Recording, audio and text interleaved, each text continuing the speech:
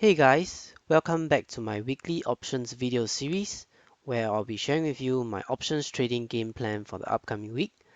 If you're new to my channel, I post my game plan videos every Sunday, so be sure to subscribe to my channel if you don't want to miss any of the trading opportunities that I'll be sharing. Once again, if you're new to trading options, I would definitely recommend you to start paper trading using the Thinkorswim platform first. I hope you'll find today's video useful. As usual, I'll start off with a quick recap of the trading opportunities I talked about in my last video, so let's get started.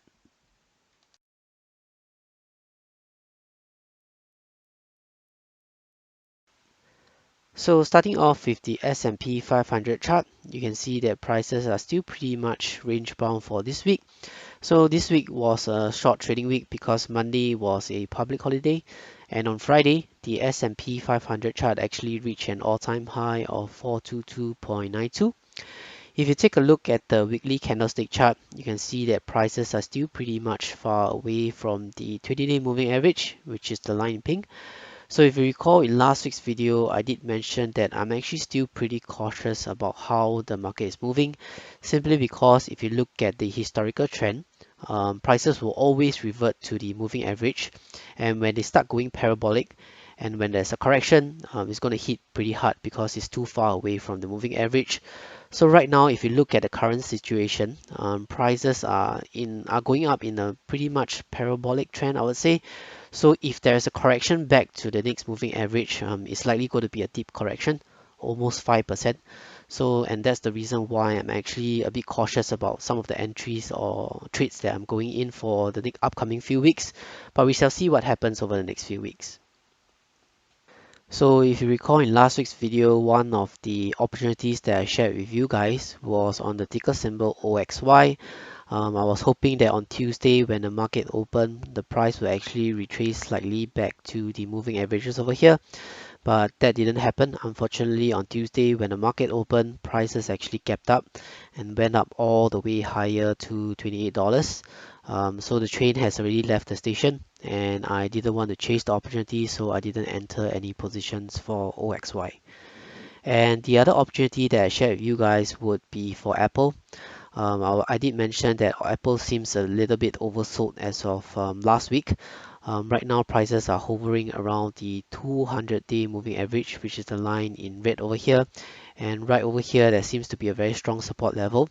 I haven't entered any position for Apple as of this week yet. Still monitoring the situation. As mentioned earlier, I'm actually still very cautious about how the market is moving, especially for some of the tech stocks. I'm not too sure whether this 200-day moving average will actually hold as a strong support for Apple. So I've not entered any position for Apple. I will see how it goes next week. So coming back to my Excel spreadsheet, if you recall in last week's video, I did briefly mention that I had a double calendar spread still open for MRVL, and this is purely an earnings game play. So MRVL is actually releasing their earnings on the 7th of June after market hours. And if you recall in last week's video, I did mention that I was looking to close this position early, even though I still had quite a bit of time, simply because it has already hit my profit taking zone. So I actually did close this position on the 2nd of June for a total profit of $600, and that's including commissions both way.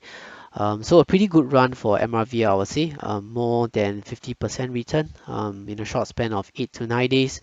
So definitely a good run for MRVL. And if you recall in last week's video, the other double calendar spread opportunity that I was looking at was actually for Oracle. I did mention that Oracle was releasing their earnings on the 15th of June. In last week's video, I think I mentioned that it was before market hours. So this week they actually updated the earnings calendar and it's 15th of June after market hours, and I decided to enter a position for this as well.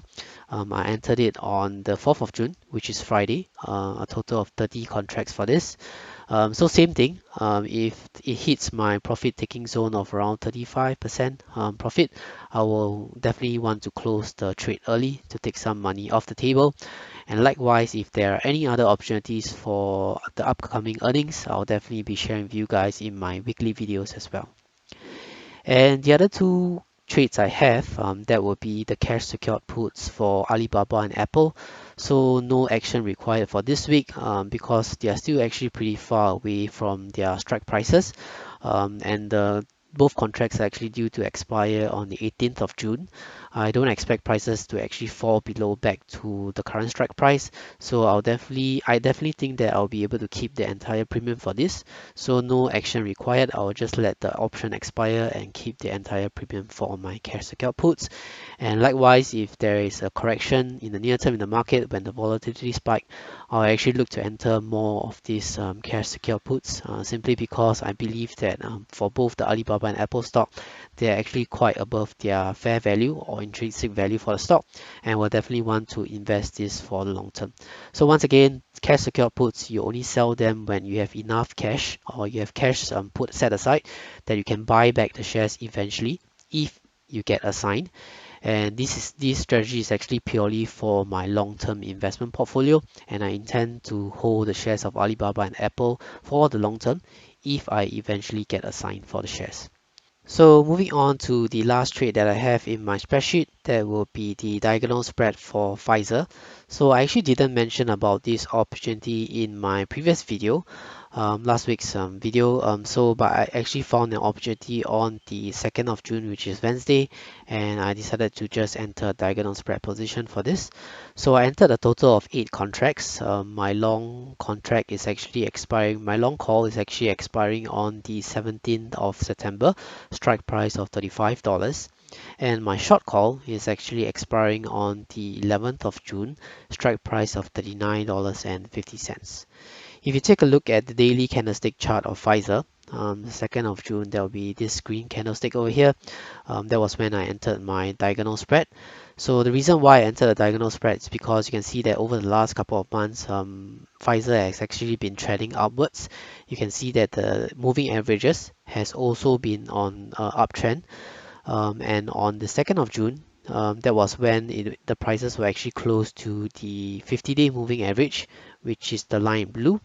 And also, if you look at the stochastics, it's actually a bit oversold over here. And I do expect prices of Pfizer to continue to move upwards from here. The uptrend is still intact. So that's why I decided to enter a diagonal spread position for this. So likewise, for all my diagonal spread positions, I will continue to roll the short call for as long as possible. And if there's a strong or significant rally, I will definitely look to close the position early to take some money off the table. But we shall see what happens for Pfizer in the upcoming weeks. So coming back to my Excel spreadsheet, last week I actually didn't do a quick monthly summary for the month of May. So for the month of May, based on all the trades that I've shared on my YouTube channel, I actually made a loss of $1,800. So this was quite expected because I did take quite a number of hits for my tech stocks in the early part of May. So for Zoom, I lost quite a bit of money. Same for CRM and Planter as well. But that's part and parcel of trading, right? Some months you win, some months you lose. So I'm quite glad that I didn't lose as much as I expected. So still a loss for the month, but moving forward, hopefully for the month of June, there will be more trades coming in, and I can still continue to make some money from the market. So that's pretty much for my look back for this week. Let's move on to the trading opportunities for next week.